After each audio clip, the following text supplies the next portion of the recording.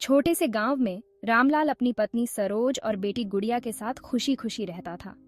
उनके पास ज्यादा कुछ नहीं था, मगर उनके दिलों में प्यार और संतोष की कमी नहीं थी। एक दिन रामलाल खेत में काम कर रहा था। सरोज पास में खड़ी मुस्कुरा रही थी। रामलाल ने कहा, देखो सरोज, इस बार फसल अच्छी होगी। भगवान ने साथ दिया तो गुड़िया की पढ़ाई के लिए पैसे जोड़ पाएंगे। सरोज प्रसन्न होकर बोली, हाँ रामलाल, अगर सब कुछ सही रहा तो इस बार हमारे अच्छे दिन आ जाएंगे।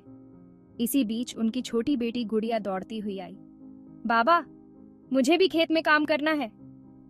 रामलाल हंसते हुए बोला, तू अभी छोटी है गुड़िया, पढ़ाई कर, तुझे बड़ी होकर बहुत कुछ करना है। दिन बीतते गए और अचानक गांव में भारी बारिश शुरू हो गई। आसमान में काले बादल छा गए और बारिश थमने का नाम नहीं ले रही थी। रामलाल, सरोज और गुड़िया अपने घर के अंदर बैठे बारिश देख रहे थे। सरोज चिंतित स्वर में बोली, रामलाल, ये बारिश रुकने का नाम ही नहीं ले रही। मुझे डर लग रहा है, कहीं कुछ बुरा ना हो जाए। रामलाल ने उसे दिलासा देते हुए कहा, चिंता मत करो सरोज, भगवान सब ठीक करेंगे। तभी बाहर गांव के लोग चिल्लाते हुए दौड़ते आए, बाढ़ आ गई, सब लोग सुरक्षित जगह पर चले जाओ। रामलाल, सरोज और गुड़िया जल्दी जल्दी सामान समेटने लगे, लेकिन रामलाल का खेत पूरी तरह से पानी में डूब गया था। वह टूटे मन से अपने खेत को देख रहा था। रामलाल ने आंखों में आंसू ले कहा, मेरी सारी मेहनत, सब कुछ बर्बाद हो गया सरोज, अब हम कैसे जिएंगे। सरोज ने उसे संभालते हुए कहा, हम साथ हैं रामलाल, हम कोई ना कोई रास्ता निकालेंगे। रामलाल ने गांव के जमींदार के पास जाकर मदद मांगी। साहब, मेरी मदद कीजिए, बाढ़ ने सब कुछ बर्बाद कर दिया है। मेरी बेटी बीमार है, उसे डॉक्टर को दिखाना है।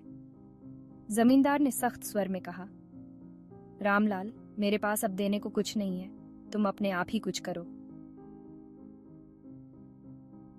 गुड़िया की तबीयत दिन ब दिन बिगड़ती जा रही थी। वह बिस्तर पर लेटी थी और रामलाल और सरोज उसके पास बैठे थे। गुड़िया ने कमजोर आवाज में कहा, माँ, बाबा, मुझे अच्छा नहीं लग रहा। रामलाल का दिल टूटते हुए बोला, सब ठीक हो जाएगा बेटा, हम जल्दी ही तुझे डॉक्टर के पास ले जाएंगे। सरोज ने आंसू पोंछते हुए कहा, भगवान, मेरी गुड़िया को ठीक कर दो। लेकिन गुड़िया धीरे धीरे अपनी आंखें बंद कर लीं और रामलाल और सरोज का दिल टूट गया। कुछ दिनों बाद रामलाल भी इस दुख को सहन नहीं कर सका और सरोज को अकेला छोड़कर इस दुनिया से चला गया। सरोज अब रामलाल की तस्वीर के सामने बैठी सोच रही थी, तुम्हारे बिना मैं कैसे जीऊंगी रामलाल, मेरी दुनिया उजड़ गई है। अब सरोज अकेली रह गई थी। उसके जीवन में केवल उन यादों का सहारा था जो उसने अपने परिवार के साथ बिताई थी।